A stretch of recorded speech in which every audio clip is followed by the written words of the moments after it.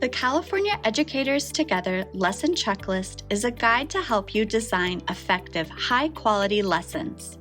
It ensures your lessons meets key standards, supports all learners, and incorporates proven teaching strategies.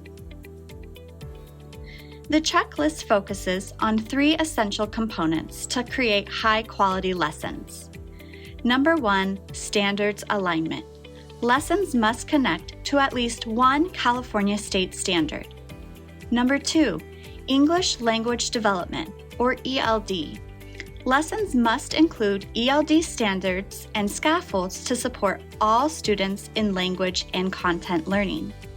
And number 3, Universal Design for Learning, UDL. Lessons must address at least one UDL guideline to ensure flexibility and inclusivity. Let's dive deeper into standards, learning goals, and assessments. The checklist will verify that the lesson aligns with at least one California state standard. Your lesson should also clearly define learning goals that reflect the standard and are measurable. And finally, the checklist will ensure that assessments align with both the standard and the learning goals, so they can measure what students are expected to learn. Next, let's look at English language development. The checklist will confirm that the ELD standard aligns with the content standard and the lesson's language demands. The checklist will also check that you have defined a language goal that supports content learning and language development. And finally, the checklist will see if you've included scaffolds appropriate for varying levels of English proficiency to ensure all students can engage with the lesson content.